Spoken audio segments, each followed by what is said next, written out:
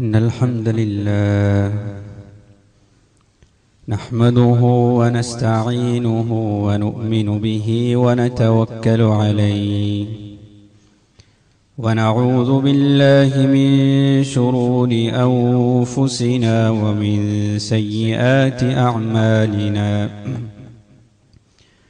من يهده الله فلا مضل له ومن يضلله فلا هادي له ونشهد أن لا إله إلا الله وحده لا شريك له ونشهد أن محمدا عبده ورسوله أرسله بالهدى ودين الحق ليظهره على الدين كله ولو كره المشركون صلى الله وبارك وسلم تسليما كثيرا كثيرا أما بعد فيا أيها الناس أوصيكم عباد الله ونفسي أولا بتقوى الله فقد قال الله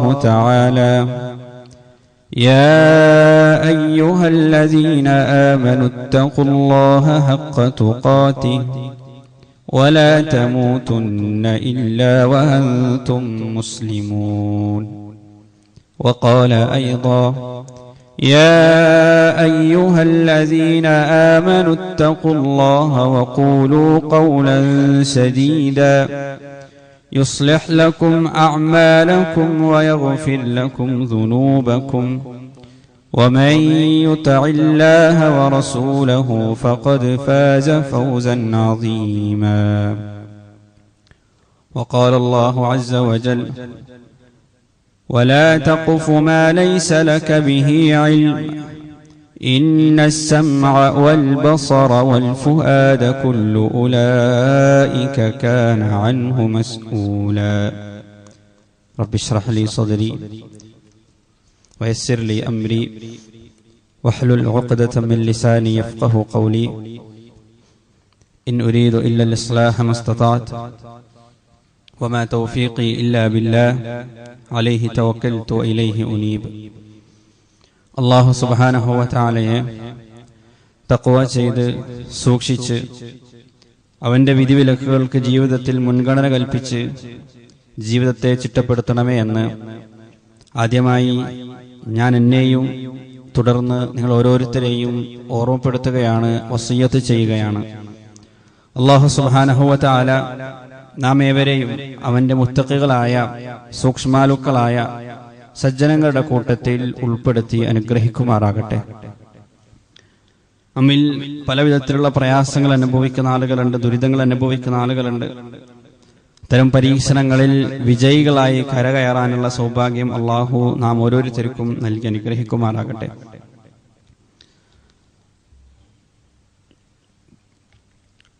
പ്രിയപ്പെട്ട വിശ്വാസികളെ, വിശ്വാസിനികളെ, അല്ലാഹു സുബ്ഹാനഹു വ തആല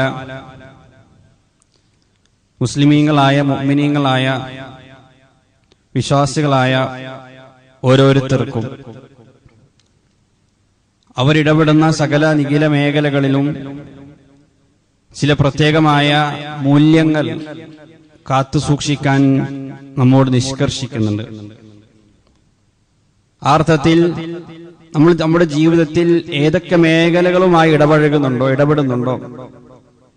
ഏതൊക്കെ മേഖലകളിലേക്ക് നമ്മൾ കടന്നു ചെല്ലുന്നുണ്ടോ, അവിടങ്ങളിലൊക്കെയും ഇസ്ലാമികമായ ചില മര്യാദകളും നിയമങ്ങളും പാലിക്കാൻ നമ്മൾ ബാധ്യസ്ഥരാണ്.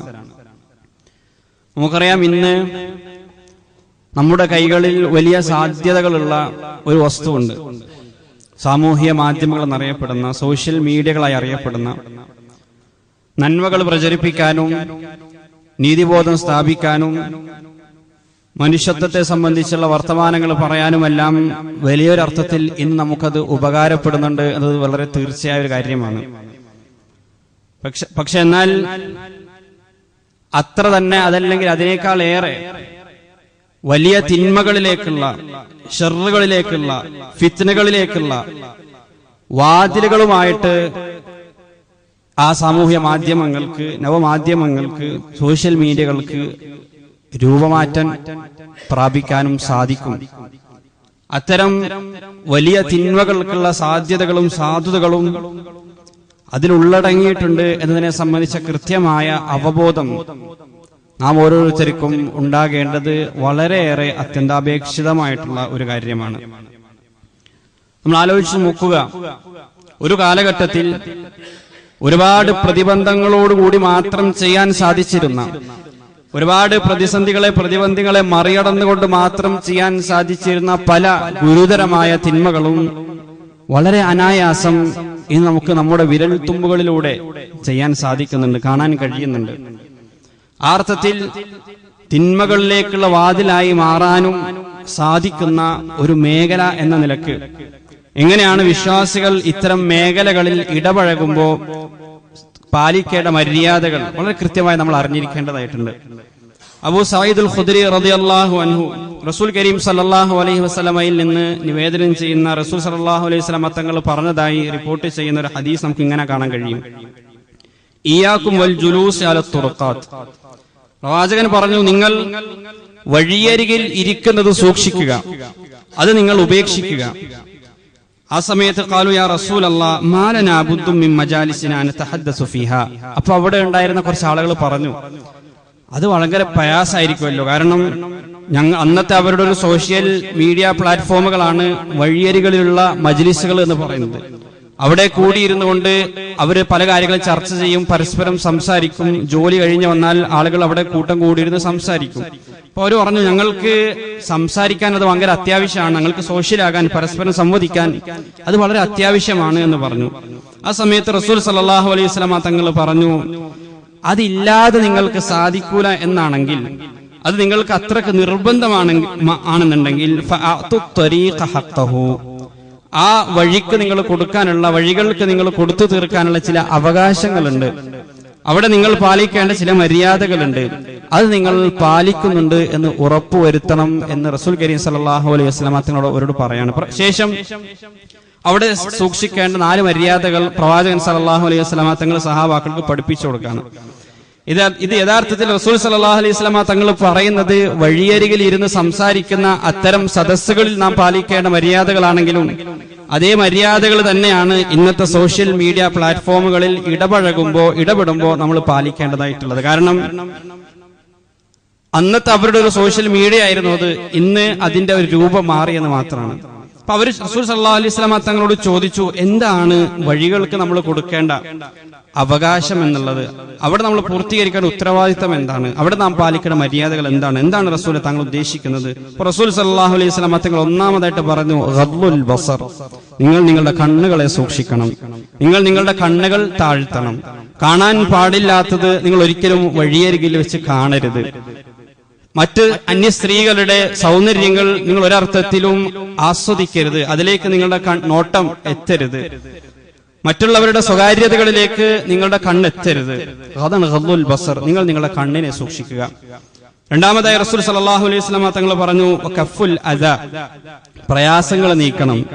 ഒരർത്ഥത്തിലും വഴികളിലൂടെ കടന്നു പോകുന്ന മനുഷ്യർക്ക് നിങ്ങളൊരു പ്രയാസമായിട്ട് മാറരുത് എന്നല്ല, അവിടെ വല്ല പ്രയാസവും ഉണ്ടെങ്കിൽ ആ പ്രയാസം നീക്കുന്നവരായിട്ട് നിങ്ങൾ മാറണം. മൂന്നാമതായിട്ട് റസൂൽ സല്ലല്ലാഹു അലൈഹി വസല്ലമ തങ്ങൾ പറഞ്ഞു, റദ്ദുസ് സലാം, നിങ്ങൾ സലാം മടക്കണം.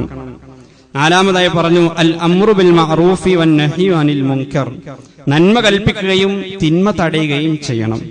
ഈ 4 കാര്യങ്ങൾ തന്നെയാണ് നവസാമൂഹിക മാധ്യമങ്ങളിൽ ഇടപെടുമ്പോൾ നമ്മളും സൂക്ഷിക്കേണ്ടതായിട്ടുള്ളത്. ഇതിൽ പ്രവാചകൻ സല്ലല്ലാഹു അലൈഹി വസല്ലമ തങ്ങൾ ആദ്യം പറഞ്ഞ 2 കാര്യങ്ങൾ നമ്മൾ ഉപേക്ഷിക്കേണ്ട 2 കാര്യങ്ങളാണ്.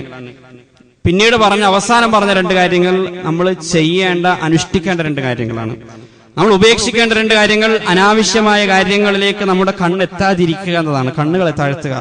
അതുപോലെ തന്നെ നാം കാരണം ഒരാൾക്കും ഒരു പ്രയാസവും ഉണ്ടാകാതിരിക്കുക.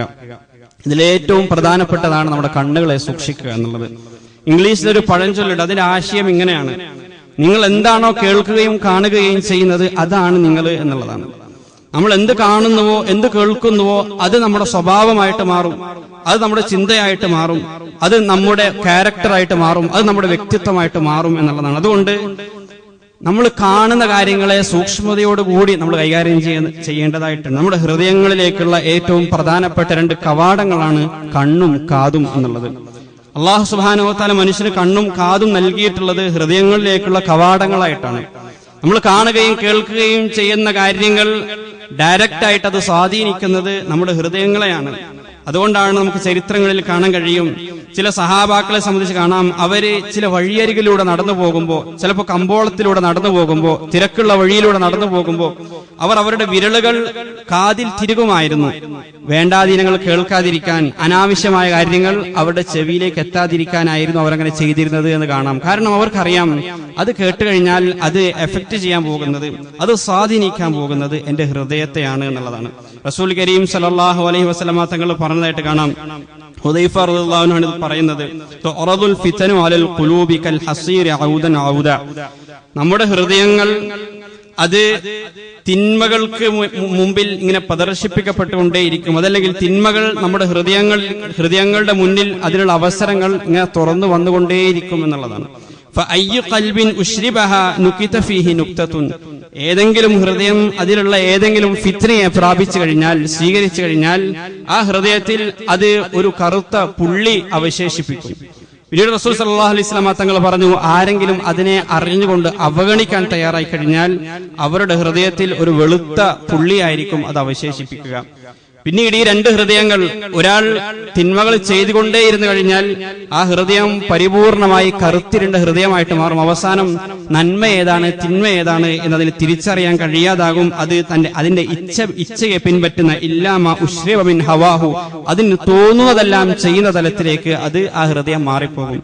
എന്നാൽ മറുഭാഗത്ത് ഇത്തരം അവസരങ്ങളൊക്കെ ഹൃദയത്തിന്റെ മുന്നിലേക്ക്, നമ്മുടെ മുന്നിലേക്ക് ഇങ്ങനെ വന്നുകൊണ്ടേയിരിക്കുമ്പോൾ അതിനെ തടുത്ത് ആ ഹൃദയം പളുങ്കുപാത്രം പോലെ തിളങ്ങുന്ന ഹൃദയമായിട്ട് മാറിക്കഴിഞ്ഞാൽ പിന്നീട് പെട്ടെന്ന് തന്നെ ഫിത്നകൾക്ക് ആ ഹൃദയത്തെ സ്വാധീനിക്കാൻ കഴിയുകയില്ല.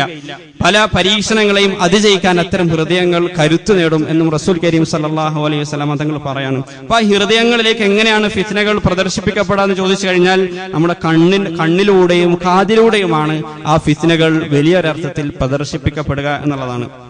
നമ്മൾ കാണുകയും കേൾക്കുകയും ചെയ്യുന്ന കാര്യങ്ങൾ അത് നമ്മുടെ ചിന്തയായിട്ട് മാറും. ഇമാം ഇബ്നുൽ ഖയ്യിം റഹിമഹുല്ലാഹ് പറയുന്നുണ്ട്, ദാഫിഉൽ ഖത്റ ഫഇല്ലം തഫഅൽ സാറത് ഫിക്റ. നിങ്ങളുടെ മനസ്സിലേക്ക് വരുന്ന ചില ചിന്തകളെ അത് ആ നിമിഷം തന്നെ തടയാൻ ശ്രമിക്കേണ്ടതായിട്ടുണ്ട്. കാരണം ചില ചിന്തകൾ അത് ചില ആലോചനകളായിട്ട് പിന്നീട് മാറും നിങ്ങൾ അങ്ങനെ ചെയ്തിട്ടില്ലെങ്കിൽ.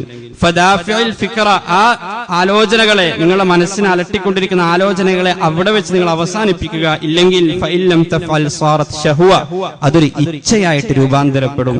ഫഹാരിബഹ, അതിനോട് നിങ്ങൾ യുദ്ധം ചെയ്യുക, അതിനോട് നിങ്ങൾ സംഘട്ടനത്തിൽ ഏർപ്പെടുക, അങ്ങനെ അതിനെ തോൽപ്പിക്കുക. അതിന് നിങ്ങൾ തയ്യാറായിട്ടില്ലെങ്കിൽ സാറത്ത് അസീമതൻ വഹിമ്മ, അത് ഒരു നിശ്ചയദാർഢ്യമായിട്ട് മാറുന്നുള്ള, അത് ചെയ്തേ അടങ്ങൂ എന്ന രൂപത്തിൽ അത് ഹൃദയത്തിൽ അതിന് രൂപമാറ്റം സംഭവിക്കും. അവിടെ നിങ്ങൾ അതിനെ തടഞ്ഞിട്ടില്ലെങ്കിൽ ഫഇല്ലം തുദാഫിഅഹ സാറത്ത് ഫിഅല, അതൊരു പ്രവൃത്തിയായിട്ട് മാറും. ആ പ്രവൃത്തി ഫഇല്ലം തുദാരിക്ഹാ ബിദിദ്ദിഹി, മറുപ്രവൃത്തികൾ കൊണ്ട്, വിപരീതമായ നന്മകൾ കൊണ്ട് അതിനെ തടുക്കാനും അതിനെ മാറ്റാൻ നിങ്ങൾ ശ്രമിച്ചിട്ടില്ലെങ്കിൽ സാറ ആദതൻ, അത് ഒരു ശീലമായിട്ട് മാറും. ആ തെറ്റുകൾ ഒരു ശീലമായിട്ട് മാറും. ഫയസ്ഉബു അലൈകൽ ഇൻതിഖാലു അൻഹാ, അതിൽ നിന്ന് ഊരിപ്പോരുക എന്നുള്ളത് അതികഠിനമായ പ്രയാസമുള്ള ഒരു കാര്യമായിട്ട്, അതിൽ നിന്ന് ഊരിപ്പോരാൻ സാധിക്കാത്ത വിധം അത് നിന്നെ അടിമയാക്കി മാറ്റുന്നുള്ളതാണ്. ഈ രൂപത്തിലാണ് മനുഷ്യൻ തെറ്റുകൾക്ക് അടിമകളായിട്ട് മാറുന്നത്, അഡിക്റ്റീവായിട്ട് മാറുന്നത്. തെറ്റുകളോട് അഡിക്ഷനുള്ള ആളുകളായിട്ട് മനുഷ്യർ മാറുന്നത് ഇങ്ങനെയാണ്. അതുകൊണ്ട് അങ്ങനെ സംഭവിക്കാതിരിക്കാൻ ആദ്യം നമ്മൾ ശ്രദ്ധിക്കേണ്ടത് നമ്മുടെ കണ്ണുകളെ തന്നെയാണ്. ആ കണ്ണുകളെ നമ്മൾ സൂക്ഷിച്ചു കഴിഞ്ഞാൽ പല തെറ്റായ ആലോചനകളും ചിന്തകളും ഹൃദയത്തിൽ വരാതെ നമുക്ക് സൂക്ഷിക്കാൻ കഴിയും. അതുകൊണ്ടാണ് റസൂൽ കരീം സല്ലല്ലാഹു അലൈഹി വസല്ലം തങ്ങൾ പറഞ്ഞത് ഖദ്ദുൽ ബസർ, നിങ്ങൾ ആദ്യം ഇത്തരം സദസ്സുകളിൽ നിങ്ങൾ ഇരിക്കുന്നുണ്ടെങ്കിൽ, അത്തരം സോഷ്യൽ മീഡിയ പ്ലാറ്റ്ഫോമുകളിൽ നിങ്ങൾ സമയം ചെലവഴിക്കുക എന്നുള്ളത് നിങ്ങൾക്ക് അത്യാവശ്യമാണെങ്കിൽ, അത് ഉണ്ടായേ തീരൂ എന്നാണെങ്കിൽ, ഒന്നാമതായിട്ട് നിങ്ങൾ വേണ്ടാധീനങ്ങളൊന്നും കാണുന്നില്ല എന്ന് ഉറപ്പുവരുത്തുക. അത് നമ്മൾ അറിഞ്ഞോ അറിയാതെയോ അത് നമ്മുടെ ഹൃദയങ്ങളെ സ്വാധീനിക്കും എന്നുള്ള കാര്യം തീർച്ചയാണ്. രണ്ടാമതായിട്ട് പ്രവാചകൻ പറഞ്ഞത് കഫുൽ അദാ, പ്രയാസങ്ങൾ നീക്കുക എന്നുള്ളതാണ്. ഒരർത്ഥത്തിലും നമ്മെ കൊണ്ട് ഒരാൾക്കും ഒരു ഉപദ്രവവും ഉണ്ടാകരുത്. മറ്റുള്ളവരുടെ ആത്മാഭിമാനത്തെ പിച്ച് ചെയ്തുന്ന ഇടപെടലുകൾ സോഷ്യൽ മീഡിയകളിൽ നമ്മൾ നടത്തരുത്. മറ്റുള്ളവരുടെ സ്വകാര്യതകളെ നശിപ്പിക്കുന്ന തരത്തിലേക്ക് നമ്മുടെ ഇടപെടലുകൾ ഉണ്ടാകരുത്. ആ അർത്ഥത്തിലുള്ള സൂക്ഷ്മത നമ്മൾ പുലർത്തേണ്ടതായിട്ടുണ്ട്. ഇവിടെ മറ്റുള്ളവരെ പ്രയാസപ്പെടുത്താതിരിക്കുക എന്ന് പറയുമ്പോൾ കുറച്ചുകൂടി സൂക്ഷ്മമായിട്ട് അതിനെ ചിന്തിക്കുമ്പോൾ നമുക്ക് മനസ്സിലാകും, ഓവറായിട്ട് എല്ലാ കാര്യങ്ങളും സോഷ്യൽ മീഡിയയിൽ ഷെയർ ചെയ്യുക എന്നൊരു സ്വഭാവം നമ്മൾ അവസാനിപ്പിക്കണം. അത് നമ്മൾ തിരുത്താൻ, അത് നമ്മൾ ശ്രദ്ധിക്കേണ്ട വലിയൊരു വളരെ പ്രധാനപ്പെട്ട ഒരു വളരെ ഗുരുതരമായ ഒരു കാര്യമാണ്. ഇന്ന് ആളുകളിൽ ഇന്ന് കൂടിക്കൊണ്ടിരിക്കുന്ന ഒരു പ്രവണതയാണ്, ഒരു ഒബ്സഷനാണ്. എന്ത് കാര്യങ്ങളുണ്ടെങ്കിലും അതൊക്കെ ആളുകൾ പബ്ലിക്കാക്കി അത് മാറ്റണം, എല്ലാ ആളുകളെയും എനിക്ക് അറിയിക്കണം എന്ന രൂപത്തിലുള്ള ഒരു ചിന്ത യഥാർത്ഥം നമ്മൾ ആലോചിച്ച് നോക്കുക. നമ്മളൊരു യാത്ര പോകുന്നു, അതല്ലെങ്കിൽ നമ്മുടെ ജീവിതത്തിലെ ഏതെങ്കിലും ഒരു ആനന്ദ നിമിഷം, അത്തരം സന്ദർഭങ്ങളെല്ലാം നമ്മൾ ഷെയർ ചെയ്യാൻ തുടങ്ങിക്കഴിഞ്ഞാൽ, അതെല്ലാം നമ്മൾ മറ്റുള്ളവരുടെ മുന്നിൽ പ്രദർശിപ്പിക്കാൻ തുടങ്ങിക്കഴിഞ്ഞാൽ ഇതിനൊന്നും അവസരമില്ലാത്ത ഒരുപാട് ആളുകളെ അത് വേദനിപ്പിക്കുന്നുണ്ട്. നമ്മൾ ഒരു ഭാഗത്ത് ഒരു യുവാവ് വർഷങ്ങളായിട്ട് കല്യാണ ആലോചന നടത്തിക്കൊണ്ടേയിരിക്കുകയാണ്, ഒന്നും ശരിയാകുന്നില്ല, മാനസികമായ വലിയ പ്രയാസം അനുഭവിച്ചുകൊണ്ടിരിക്കുകയാണ്. ആ സമയത്താണ് മറുഭാഗത്ത് അവന് ഫോൺ നോക്കുമ്പോൾ കാണുന്നത് അവന്റെ കൂട്ടുകാര് അവരുടെ ഭാര്യമാരുമായി യാത്രകൾ ചെയ്തുകൊണ്ടേയിരിക്കുന്നു, അവരുമായി ആനന്ദ നിമിഷങ്ങൾ ഇങ്ങനെ പങ്കിട്ടുകൊണ്ടേയിരിക്കുന്നു. അതൊക്കെ സോഷ്യൽ മീഡിയയിൽ കണ്ടുകൊണ്ടേയിരിക്കുമ്പോൾ സ്വാഭാവികമായിട്ടും അത് ആ മനുഷ്യന്റെ മനസ്സിൽ വേദന ഉണ്ടാക്കും എന്നുള്ള കാര്യം തീർച്ചയാണ്. ഒരാള് വളരെ വില കൂടിയ ഭക്ഷണ പദാർത്ഥങ്ങൾ കഴിക്കുമ്പോൾ, അത്തരം റെസ്റ്റോറന്റുകൾ സന്ദർശിക്കുമ്പോൾ അതൊക്കെ സോഷ്യൽ മീഡിയയിലുള്ള സ്റ്റോറികളായും സ്റ്റാറ്റസുകളായും ഷെയർ ചെയ്തുകൊണ്ടേയിരിക്കുകയാണ്. ഇത് കാണുന്നതിൽ ഒരുപാട് ആളുകൾ, അതിന് വകയില്ലാത്ത ആളുകളുണ്ട്, അത്തരം കുടുംബ സാഹചര്യം ഇല്ലാത്ത ആളുകളുണ്ട്, അങ്ങനെ കൊണ്ടുപോകാൻ ആരുമില്ലാത്ത ആളുകളുണ്ട്, അത്തരത്തിലുള്ള സാമ്പത്തിക സ്ഥിതി ഇല്ലാത്ത ആളുകളുണ്ട്. അവരെയൊക്കെ അത് പ്രയാസപ്പെടുത്തുന്നുണ്ട്. റസൂൽ കരീം സല്ലല്ലാഹു അലൈഹി വസല്ലം തങ്ങൾ പറഞ്ഞല്ലോ, ലാ തുഖബ്ബിലു ഔലാദകും ബിഹദ്റത്തിൽ യതീം, അനാഥരുടെ മുന്നിൽ വെച്ച് നിങ്ങൾ നിങ്ങളുടെ മക്കളെ ചുംബിക്കരുത് എന്ന് പോലും റസൂൽ കരീം സല്ലല്ലാഹു അലൈഹി വസല്ലം തങ്ങൾ പറഞ്ഞത് എന്തുകൊണ്ടാണ്? പ്രവാചകൻ തന്നെ അതിന്റെ കാരണവും പറയുന്നുണ്ട്. ഫഇന്ന ദാലിക യുസിഹി, കാരണം അത് അവനെ വേദനിപ്പിക്കും, ആ അനാഥനെ അത് വേദനിപ്പിക്കും എന്നുള്ളത് കൊണ്ടാണ് റസൂൽ സല്ലല്ലാഹു അലൈഹി വസല്ലം തങ്ങൾ അത് ശ്രദ്ധിക്കാൻ പറഞ്ഞത്. അപ്പൊ ഒന്നാമതായി നമ്മുടെ എല്ലാ ആനന്ദ നിമിഷങ്ങളും ആഹ്ലാദങ്ങളും അത് മറ്റുള്ളവർക്ക് മുന്നിൽ പ്രദർശിപ്പിക്കണമെന്ന ഒരു നിർബന്ധ ബുദ്ധി നമ്മൾ മാറ്റേണ്ടതായിട്ടുണ്ട്. അത് അങ്ങനെ നിർബന്ധമാണെങ്കിൽ നാവുമായിട്ട് ഏറ്റവും അടുത്ത ആളുകളുടെ ഒരു ഗ്രൂപ്പ് ക്രിയേറ്റ് ചെയ്യുക, അവിടെ നമ്മളത് പ്രചരിപ്പിക്കുക. അതല്ലാതെ ഒരർത്ഥത്തിലും നമ്മളുമായിട്ട് യാതൊരു ബന്ധവുമില്ലാത്ത ആളുകൾ പോലും നമ്മുടെ എല്ലാ സ്വകാര്യ നിമിഷങ്ങളും കാണണം, നമ്മുടെ എല്ലാ സന്തോഷ നിമിഷങ്ങളും കാണണം എന്ന ആ ഒരു പ്രവണത, ആ ഒരു ചിന്താഗതി, അതൊരു വളരെ ഒരു അല്പത്തരത്തിന്റെ ഭാഗമാണ് അത്തരം ചിന്താഗതികൾ. അത് നമ്മൾ തീർച്ചയായിട്ടും മാറ്റേണ്ടതായിട്ടുണ്ട്. രണ്ടാമത്തത് കാരണം അത് അസൂയ വെക്കുന്ന ആളുകളുടെ അസൂയ നമ്മൾ ക്ഷണിച്ചു വരുത്തുമെന്നുള്ളതാണ്.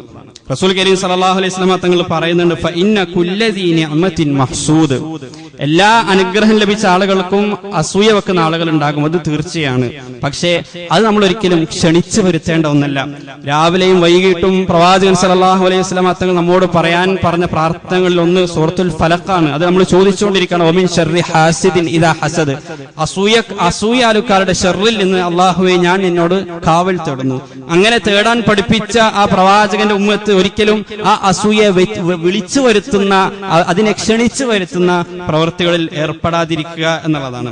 മൂന്നാമതായി ഇങ്ങനെ എല്ലാ കാര്യങ്ങളും ഷെയർ ചെയ്യുക എന്നൊരു പ്രവണത നമ്മളിൽ ഉണ്ടാക്കുന്ന മൂന്നാമത്തെ ഒരു മാറ്റം എന്നുള്ളത്, ഇത് ഞാൻ എന്തിനാണ് ചെയ്യുന്നത് എന്നതിനെ സംബന്ധിച്ച ലക്ഷ്യബോധം അയാളിൽ ഇല്ലാതാക്കുന്നുള്ളതാണ്. ഒരു യാത്ര പോകുമ്പോൾ ആ യാത്രയേക്കാൾ പ്രധാനം അത് എങ്ങനെയെങ്കിലും മറ്റുള്ളവരിലേക്ക് എത്തിക്കുക എന്നുള്ളതായിരിക്കും. അവിടെ ആ യാത്ര ആസ്വദിക്കുന്നതിനേക്കാൾ അയാൾ മുൻഗണന കൽപ്പിക്കുന്നത് മറ്റുള്ളവരിലേക്ക് ഏറ്റവും സുന്ദരമായ രൂപത്തിൽ, ഞാനത് ആസ്വദിച്ചിട്ടില്ലെങ്കിലും കുഴപ്പമില്ല, പക്ഷെ ഏറ്റവും ഞാൻ നല്ല രൂപത്തിൽ ആസ്വദിക്കുന്നത് പോലെ എങ്ങനെയാണത് മറ്റുള്ളവരിലേക്ക് എത്തിക്കുക എന്നൊരു ചിന്ത മാത്രമായിരിക്കും അയാൾ അലട്ടിക്കൊണ്ടേയിരിക്കുക. നമുക്കറിയാം, ഈയിടയിൽ ഒരുപാട് വിവാദങ്ങൾ ഉണ്ടായ ഒരു കാര്യമാണ് കല്യാണവുമായി ബന്ധപ്പെട്ട മുസ്ലിം ഉമ്മത്തിൽ നടന്നുകൊണ്ടിരിക്കുന്ന കോപ്രായത്തരങ്ങൾ എന്നുള്ളത്.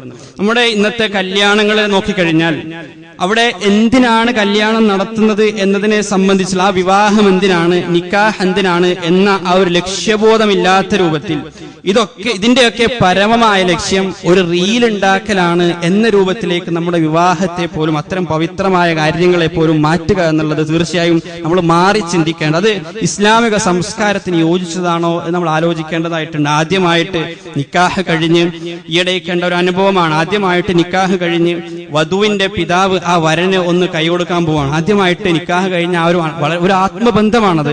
ആ സമയത്ത് തന്നെ അവിടെ വീഡിയോഗ്രാഫർ ഇടപെടാണ്. എന്നിട്ട് പറയാണ് നിങ്ങൾ ഇങ്ങനെയല്ല, ഇങ്ങനെ കൈ കൊടുക്കണമെന്ന് പറയാണ്. അവിടെ തന്നെ നാട്യം ആരംഭിക്കുകയാണ്. അവിടെ അതിന്റെ തനിമ നഷ്ടപ്പെടാണ്, എല്ലാം ആർട്ടിഫിഷ്യലായിട്ട് മാറാണ്. ഈ രൂപത്തിൽ എല്ലാ കാര്യങ്ങളും നമ്മൾ അത്രയും പവിത്രമായ ജീവിതത്തിന്റെ ഇത്ര പ്രധാനപ്പെട്ട മുഹൂർത്തങ്ങളെ പോലും മറ്റുള്ളവരിലേക്ക് എത്തിക്കുക, റീലാക്കുക എന്ന വളരെ അല്പമായ ചിന്താഗതിയിലേക്ക് ഒതുക്കുക എന്നുള്ളത് നമ്മൾ അതിഗൗരവത്തിൽ മാറി ചിന്തിക്കേണ്ട, ഒരു പുനർവിചിന്തനം നടത്തേണ്ട ഒരു കാര്യമായിട്ട് നമ്മൾ മനസ്സിലാക്കണം. നാലാമതായി, ഇത്തരം എല്ലാ കാര്യങ്ങളും ഷെയർ ചെയ്യുന്ന ആളുകളിൽ ഉണ്ടാകുന്ന മറ്റൊരു രോഗമായിട്ടും കാണാൻ കഴിയുക മറ്റുള്ളവരുടെ അംഗീകാരം തേടിക്കൊണ്ടേയിരിക്കും എന്നുള്ളതാണ്. ലോ സെൽഫ് എസ്റ്റീം എന്നാണ് പറയാ. സ്വന്തത്തെ പറ്റി ഒരു വില ഉണ്ടാവില്ല. മറ്റുള്ളവരെന്നെ അംഗീകരിച്ചെങ്കിൽ മാത്രമേ എനിക്ക് വിലയുള്ളൂ. ഞാനും എന്റെ ഭാര്യയും തമ്മിലുള്ള സ്നേഹം അത് അംഗീകരിച്ചു തരേണ്ടത് നാട്ടുകാരാണ്. ഞാൻ എന്തെങ്കിലും ഒരു നന്മ ചെയ്തിട്ടുണ്ടെങ്കിൽ ആ നന്മക്ക് അംഗീകാരം നൽകേണ്ടത് എന്റെ നാട്ടുകാരാണ്. ഈ രൂപത്തിൽ മറ്റുള്ളവരുടെ അംഗീകാരം, വാലിഡിറ്റി, അതിലൂടെ മാത്രമേ എനിക്ക് നിലനിൽപ്പുള്ളൂ, അതിലൂടെ മാത്രമേ ഞാൻ വിജയിയാവുള്ളൂ എന്ന രൂപത്തിൽ ഒരു ചിന്താഗതിയിലേക്ക് അവർ മാറും. ഈ അർത്ഥത്തിലുള്ള ഒരുപാട് പ്രശ്നങ്ങളിലേക്ക് നമ്മളെ കൊണ്ടെത്തിക്കുന്ന ഒന്നാണ് സോഷ്യൽ മീഡിയകളിൽ കൃത്യമായ നിയന്ത്രണങ്ങൾ നമ്മൾ ഏർപ്പെടുത്തിയിട്ടില്ലെങ്കിൽ ഇത്തരം പല മോശമായ മാനസികമായ പ്രശ്നങ്ങളിലേക്ക് നമ്മൾ ചെന്നെത്തുന്നുള്ളതാണ്. സോഷ്യൽ മീഡിയയുടെ അഡിക്ഷനുമായി ബന്ധപ്പെട്ട് ഇന്ന് ഏറ്റവും കൂടുതൽ വ്യാപിച്ചുകൊണ്ടിരിക്കുന്ന ഒരു അഡിക്ഷൻ ഏതാണെന്ന് വെച്ചാൽ ലഹരിയേക്കാൾ കൂടുതൽ, അല്ലെങ്കിൽ മയക്കുമരുന്നിനേക്കാൾ കൂടുതൽ നമ്മുടെ മക്കൾക്കിടയിൽ അതല്ലെങ്കിൽ നമുക്കിടയിൽ തന്നെ വർദ്ധിച്ചു വരുന്ന ഒരു അഡിക്ഷനാണ് സോഷ്യൽ മീഡിയ അഡിക്ഷൻ. ആ അഡിക്ഷൻ ബാധിച്ചു കഴിഞ്ഞാൽ ഒന്നാമത്തെ പ്രശ്നമായിട്ട് കാണാൻ കഴിയുക നിരന്തരമായ താരതമ്യമാണ്. നമ്മുടെ ജീവിതത്തെ, എന്റെ സ്വകാര്യ ജീവിതത്തെ, എന്റെ സാമ്പത്തിക ജീവിതത്തെ, എന്റെ ദാമ്പത്യ ജീവിതത്തെ, എന്റെ കുടുംബ ജീവിതത്തെ, എന്റെ സാമൂഹിക ജീവിതത്തെ, എന്റെ വിദ്യാഭ്യാസ ജീവിതത്തെ, ഇങ്ങനെ സകലതിനെയും മറ്റുള്ളവരുമായിട്ട് നമ്മൾ താരതമ്യം ചെയ്യാൻ ആരംഭിക്കുന്നുള്ളതാണ്. അങ്ങനെ എന്താണോ എനിക്കില്ലാത്തത് അതിലേക്ക് മാത്രം നമ്മൾ ശ്രദ്ധ കേന്ദ്രീകരിക്കാൻ തുടങ്ങും. അങ്ങനെ നന്ദികെട്ട ഒരു സമൂഹമായിട്ട്, അള്ളാഹുവിനോട് ഒരർത്ഥത്തിലും ശുക്രില്ലാത്ത ആളുകളായിട്ട്, അങ്ങേറ്റത് ഡിപ്രഷന് ബാധിച്ച നിരാശരായ ഒരു സമൂഹമായിട്ട് നമ്മൾ മാറിക്കൊണ്ടേയിരിക്കുകയാണ്. വിശുദ്ധ ഖുർആനിൽ ബനൂ ഇസ്രായേലിനെ സംബന്ധിച്ച് പറയുന്നുണ്ട്, അവര് അല്ലാഹു സുബ്ഹാനഹു വ തആല അവർക്ക് വലിയൊരു അനുഗ്രഹം നൽകി. വജാവസ്നാ ബിബനി ഇസ്രാഈലൽ ബഹർ ഫഅതൗ അലാ ഖൗമിൻ യഖുഫൂന അലാ അസ്നാമിൻ ലഹും. അവര് ഫിറഔനിൽ നിന്നൊക്കെ രക്ഷപ്പെട്ട് മറുകരയിലെത്തി ഇങ്ങനെ നടന്നു പോകുമ്പോ ഒരു സമൂഹത്തെ കാണാണ്. ആ സമൂഹം വിഗ്രഹങ്ങൾ ആരാധിച്ചുകൊണ്ടേയിരിക്കാണ്. ആ വിഗ്രഹങ്ങൾ ആരാധിച്ചുകൊണ്ടിരുന്നത് കണ്ടപ്പോഴേ ഈ സമൂഹം മൂസ അലൈഹിസ്സലാമിനോട് പറയാണ്, ബനൂ ഇസ്രായേലിയരെ, യാ മൂസ ജഅൽ ലനാ ഇലാഹൻ കമാ ലഹും ആലിഹ. അവർക്കൊക്കെ നോക്കൂ, വളരെ തങ്കപ്പെട്ട നല്ലൊരു ഇലാഹ്, ആ ഇലാഹിനെ പോലൊരു ഇലാഹിനെയാണ് ഞങ്ങൾക്ക് വേണ്ടത്. ആ സമൂഹം മറ്റൊരു സമൂഹമായിട്ട് ഏറ്റവും നീചമായ വിഗ്രഹാരാധനയിൽ ആണ്ടുപോയ, ഇവർക്ക് ലഭിച്ച ഹിദായത്തിനുള്ള അവസരമൊന്നും ലഭിച്ചിട്ടില്ലാത്ത ഒരു സമൂഹത്തിലേക്ക് നോക്കിക്കൊണ്ട് അവരുമായിട്ട് ഇവരെ താരതമ്യം ചെയ്യാണ്. മൂസ അലൈഹി സ്വലാം ചോദിക്കുന്നുണ്ട്, അഗൈറല്ലാഹി അബ്ഗീകും ഇലാഹ, അല്ലാഹുവിനെ കൂടാതെ മറ്റൊരു ഇലാഹിനെ നിങ്ങൾ തേടാണോ? വഹുവ ഫദ്ദലകും അലൽ ആലമീൻ, നിങ്ങളെ ലോകരിൽ ഏറ്റവും ശ്രേഷ്ഠരാക്കിയിരിക്കെ, ലോകരുടെ കൂട്ടത്തിൽ നിങ്ങൾക്ക് ഏറ്റവും ഫദ്ൽ അല്ലാഹു നൽകിയിരിക്കെ, അതൊക്കെ മറന്നുകൊണ്ട് അതിനെ വിലമതിക്കാതെ നിങ്ങൾ ഈ നീചരായ ആളുകളിലേക്ക് നോക്കിക്കൊണ്ട് അതുപോലത്തത് ഞങ്ങൾക്ക് ലഭിക്കണമെന്ന് ചോദിക്കുകയാണോ എന്ന് മൂസ അലൈഹി സ്വലാം അവരോട് ചോദിക്കേണ്ട ശേഷം അള്ളാഹു അവർക്ക് നൽകിയ അനുഗ്രഹങ്ങൾ ഓർമ്മിപ്പിക്കുന്നുണ്ട്. വഇദ് നജ്ജൈനാകും മിൻ ആലി ഫിർഔന യസൂമൂനകും സൂഅൽ അദാബ് യുദബ്ബിഹൂന അബ്നാഅകും വയസ്തഹ്യൂന നിസാഅകും. നിങ്ങളുടെ മക്കൾ അറുകൊല ചെയ്യപ്പെട്ടുകൊണ്ടിരിക്കുകയായിരുന്നില്ലേ? നിങ്ങളുടെ സ്ത്രീകൾ അപമാനിക്കപ്പെട്ടുകൊണ്ടിരിക്കുകയായിരുന്നില്ലേ? അതിൽ നിന്നൊക്കെ അള്ളാഹു നിങ്ങൾക്ക് രക്ഷ നൽകിയില്ലേ? എന്നിട്ട് അത് മറന്നുകൊണ്ട് നിങ്ങൾ നീചമായ ഒരു കാര്യത്തിലേക്ക് തിരിയാനാണോ നിങ്ങൾ ആഗ്രഹിക്കുന്നത് എന്നുള്ളതാണ്. ഈ രൂപത്തിൽ നമ്മൾ മറ്റുള്ളവരുമായി നമ്മെ താരതമ്യം ചെയ്യാൻ തുടങ്ങിക്കഴിഞ്ഞാൽ ആദ്യം നമ്മളിൽ നിന്ന് ഇല്ലാതാവുക ഈ ഒരു നന്ദിയാണ്. പടച്ചവനോടുള്ള നന്ദി പൂർണ്ണമായിട്ട് നമ്മൾ ഇല്ലാതാകും. എന്താണ് നമ്മളിൽ ഇല്ലാത്തത് അത് മാത്രമേ പിന്നീട് നമ്മൾ കാണുകയുള്ളൂ. അത് അങ്ങേറ്റത്തെ പൈശാചികമായ കാര്യം. ഇത് രണ്ടും പൈശാചികമായ കാര്യങ്ങളാണ്. പിശാചിനെ സംബന്ധിച്ച് സൂറത്തുൽ അറാഫിൽ അല്ലാഹു പറയുന്നുണ്ടല്ലോ, മാ മനാക അല്ലാ തസ്ജുദ ഇസ് അമർതു, എന്തുകൊണ്ടാണ് നീ ആദമിന് സുജൂദ് ചെയ്യാതിരുന്നത് ഞാൻ കൽപ്പിച്ചപ്പോഴേ എന്ന് ചോദിച്ചപ്പോഴേ പിശാച് പറയുന്ന മറുപടി, അന ഖൈറും മിൻഹു ഖലഖ്തനി മിൻ നാരിൻ വ ഖലഖ്തഹു മിൻ തീൻ, കാരണം ഞാനാണ് ഉത്തമൻ, എന്നെ നീ തീയിൽ നിന്നാണ് സൃഷ്ടിച്ചത്, അവരെ നീ മണ്ണിൽ നിന്നാണ് സൃഷ്ടിച്ചത്. ആ പദാർത്ഥങ്ങൾക്കിടയിൽ ഒരു താരതമ്യത്തിന് മുതിരുന്നു എന്നുള്ളതാണ് സത്യത്തിൽ പിശാചിനെ വഴിതെറ്റിക്കാനുള്ള ആദ്യത്തെ ഘടകം, ആദ്യത്തെ കാരണം അതാണ്. അങ്ങനെ ആ പദാർത്ഥങ്ങൾക്കിടയിൽ പിശാച് താരതമ്യം ചെയ്തു. അപ്പൊ അല്ലാഹു പറഞ്ഞു, ഫഖ്റുജു മിൻഹാ ഇന്നക മിനസ് സാഗിരീൻ, നീ നിന്ദ്യനായി ഇവിടുന്ന് ഇറങ്ങിക്കോളൂ. കാരണം നമ്മൾ താരതമ്യം ചെയ്യാൻ തുടങ്ങി കഴിഞ്ഞാൽ നമ്മൾ എപ്പോഴും നിന്ദ്യത നമുക്ക് വിളിച്ചു വരുത്തി വെക്കുക മാത്രമാണ് ചെയ്യുന്നത്. ആ സമയത്ത് പിശാച് അള്ളാഹുവിനോട് ചോദിക്കാണ്, അള്ളിർനി ഇലാ യൗമി യുബഅസൂൻ, എനിക്ക് കുറച്ച് അവസരം നൽകണം, കുറച്ചുകൂടി സമയം നൽകണം. അപ്പൊ സമയം കൊടുത്തു. അപ്പൊ പറഞ്ഞു, ഫബിമാ അഗ്വൈതനി ലഅഖൂദന്ന ലഹും സിറാത്തകൽ മുസ്തഖീം, മുസ്തഖീം, പടച്ചവനെ ഈ ഒരു ഗതി നീ എനിക്ക് വരുത്തിയല്ലോ, അതുകൊണ്ട് നിന്റെ അടിയാറുകളെ വഴിതെറ്റിക്കാൻ ഞാനിതാ ശപഥം ചെയ്തിരിക്കുന്നു, അവരുടെ എല്ലാ വഴിയരികിലും ഞാൻ ഇരിക്കും. സുമ്മല ആതിയന്നഹും മിൻ ബൈ ഐദീഹിം വമിൻ ഖൽഫിഹിം വഅൻ ഐമാനിഹിം വഅൻ ശമാഇലിഹിം. ശേഷം പിശാച് പറയാണ്, ഏതൊക്കെ രൂപത്തിൽ അവരെ വഴിപിഴപ്പിക്കാൻ പറ്റുമോ അവരുടെ മുൻഭാഗത്തുകൂടി, അവരുടെ പിൻഭാഗത്തുകൂടി, അവരുടെ പാർശ്വഭാഗങ്ങളിലുകൂടി, എല്ലാ ഭാഗത്തുകൂടിയും ഞാൻ അവരെ വഴിപിഴപ്പിക്കാൻ കിണഞ്ഞ് ശ്രമിച്ചുകൊണ്ടേയിരിക്കും. അവസാനം വലാ തജിദു അക്സറഹും ഷാക്കിരീൻ, ഞാനതിൽ വിജയിച്ചു കഴിഞ്ഞാൽ അവരെ നിനക്ക് ഷാക്കിരീങ്ങളായിട്ട് കാണാൻ കഴിയൂല എന്നാണ് പിശാച് പറയുന്നത്. അപ്പൊ പിശാചിന്റെ അത്യധികമായ ലക്ഷ്യം എന്നുള്ളത് മനുഷ്യരുടെ ഹൃദയത്തിൽ നിന്ന് അള്ളാഹുവിനോടുള്ള ഈ ശുക്ർ ഇല്ലാതാക്കി ഷാക്കിരീങ്ങളല്ലാതാക്കി മാറ്റുക എന്നുള്ളതാണ്. വളരെ അത്ഭുതകരമായ കാര്യം. തൊട്ടുടനെ അല്ലാഹു സുബ്ഹാനഹു വ തആല ആദം നബിക്ക് നൽകിയ അനുഗ്രഹത്തെ പറ്റിയാണ് പറയുന്നത്. വയാ ആദം ഉസ്കുൻ അൻത വസൗജുകൽ ജന്ന എന്ന് തുടങ്ങിക്കൊണ്ട് അല്ലാഹു ആദമിനോടും ഹവ്വയോടും സ്വർഗ്ഗത്തിൽ ജീവിക്കാൻ കൽപ്പിക്കുകയാണ്. ആ സമയത്ത് അല്ലാഹ് പറയാണ്, നിങ്ങൾക്കെല്ലാം അനുവദിക്കപ്പെട്ടിരിക്കുന്നു, ഈ ഒരു വൃക്ഷം ഒഴികെ അതിലേക്ക് നിങ്ങൾ അടുക്കരുത്. വലാ തഖറബ ഹാദിഹി ഷജറ. പക്ഷേ പിശാച് വന്നിട്ട് ഫവസ്വസ ലഹുമ ശൈത്താൻ, പിശാച് വന്നിട്ട് വസ്വാസ് ഉണ്ടാക്കുകയാണ്. എങ്ങനെയാണ് വസ്വാസ് ഉണ്ടാക്കുന്നത്? അവിടെ എല്ലാം അവർക്ക് അനുവദനീയമാണ്, എല്ലാം ഹലാലാണ്. അവർക്ക് ലഭിക്കാതിരുന്ന ഒരു വൃക്ഷം മാത്രമേ ഉള്ളൂ. പക്ഷേ ആ വൃക്ഷം മാത്രമേ പിശാച് അവരെ കാണിച്ചു കൊടുക്കുന്നുള്ളൂ. അവസാനം ആ വൃക്ഷമല്ലാത്ത മറ്റൊന്നും അവർക്ക് കാണാൻ കഴിയാത്ത അവസ്ഥയാണ്. കോടാനുകോടി വൃക്ഷങ്ങളുള്ള സ്വർഗത്തിൽ അവർക്ക് അള്ളാഹു നിഷേധിച്ച, അവരോട് അള്ളാഹു അകന്നു നിൽക്കാൻ പറഞ്ഞ, അവർക്ക് അള്ളാഹു നൽകാതിരുന്ന ആ ഒരൊറ്റ വൃക്ഷത്തിലേക്ക് പിശാച് അവരെ ക്ഷണിച്ചുകൊണ്ടേയിരുന്നു. അവസാനം അവർ ആ തെറ്റിലേക്ക് വീണു പോവാണ്. ഈ രൂപത്തിൽ പിശാച് നമുക്ക് എന്താണോ അള്ളാഹു എന്തോ ഒരു ഖൈറിന് വേണ്ടി, റഹ്മത്തിന് വേണ്ടി നമുക്ക് നൽകാതിരുന്നത്, ആ നൽകാത്തതിനെ കുറിച്ച് മാത്രമേ പിശാച് നമ്മെ ഉണർത്തിക്കൊണ്ടേയിരിക്കുകയുള്ളൂ. കാരണം എങ്കിൽ മാത്രമേ നമ്മൾ നന്ദിയില്ലാത്ത, ശാക്രിയങ്ങളല്ലാത്ത ആളുകളായിട്ട് മാറുകയുള്ളൂ. വിശ്വാസികളെ സംബന്ധിച്ചിടത്തോളം നമ്മൾ ചിന്തിക്കേണ്ടത് അള്ളാഹു നമുക്ക് നൽകിയ അനുഗ്രഹങ്ങളെ കുറിച്ചായിരിക്കണം. അള്ളാഹുവിന് നിങ്ങൾ ശുക്രുള്ളവരായി കഴിഞ്ഞാൽ തീർച്ചയായിട്ടും അള്ളാഹു നിങ്ങൾക്ക് അത് അധികരിപ്പിച്ച് നൽകും. അള്ളാഹുവിന്റെ ഒരു നിഅമത്തിനെ നിങ്ങൾ അളന്നു നോക്കാൻ ശ്രമിച്ചാൽ പോലും അത് നിങ്ങൾക്ക് കണക്കാക്കാൻ കഴിയില്ല. അപ്പൊ അതുകൊണ്ട് അള്ളാഹു നമുക്ക് നൽകിയ അനുഗ്രഹങ്ങളിലേക്ക് നോക്കാൻ കഴിയണം. ഈ സോഷ്യൽ മീഡിയകളുടെ ഈ ഇത്തരം അഡിക്ഷനിലൂടെ സംഭവിക്കുന്ന, ഇന്ന് കണ്ടുകൊണ്ടിരിക്കുന്ന വലിയൊരു പ്രയാസമാണ്, പ്രതിസന്ധിയാണ് ടീനേജ് ഗേൾസിലുള്ള ആങ്സൈറ്റി. ബോയ്സിലും ഉണ്ട്. അതുപോലെ തന്നെ ഏറ്റവും കൂടുതലുള്ളത് പഠനങ്ങൾ പറയുന്നത് പെൺകുട്ടികളിലാണ്. അവർ അങ്ങേറ്റത്തെ ഡിപ്രഷനിലാണ്.